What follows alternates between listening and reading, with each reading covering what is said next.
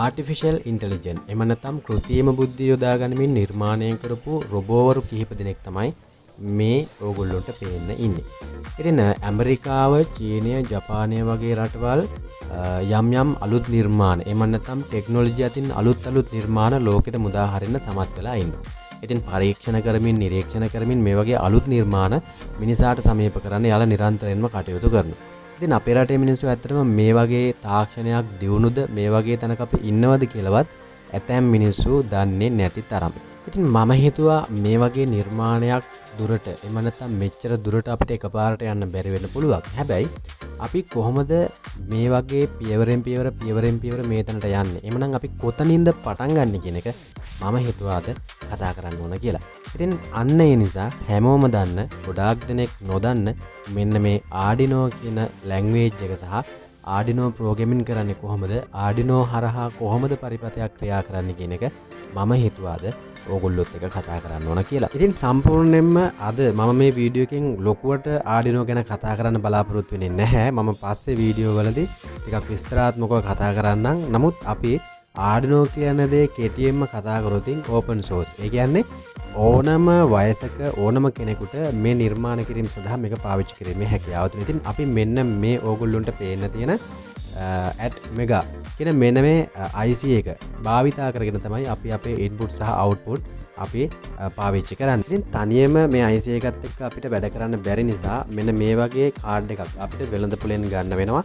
ඉතින් අපේ නිර්මාණ සිද්ධ කර ගැනීමට ඉතින් වෙළඳපොලේ එක විදිහේ Arduino board මේ විදිහට අපිට බලා ගන්න පුළුවන්. මම මේ හැම දෙයක් ගැනම A to Z කතා කරනවා ඊළඟ වීඩියෝ එකේදී.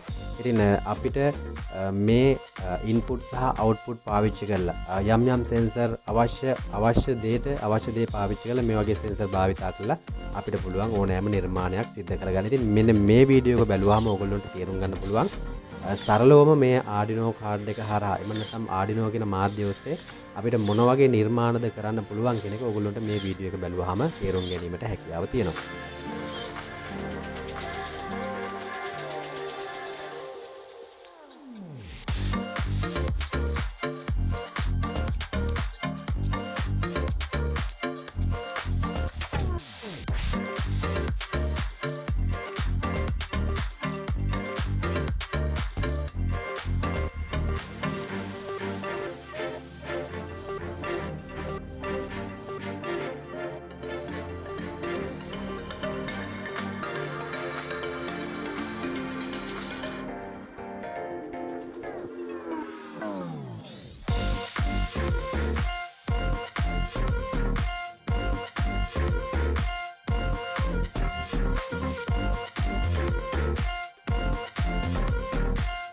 ඉතින් මම හිතනවා මම කතා කරනවට වඩා ඕගොල්ලන්ට මේ වීඩියෝ දැක්කහම Arduino වලින් කරන්න පුළුවන් මොනවද කියන එක දැන් හොඳටම තේරුම් යනවා ඇති කියලා.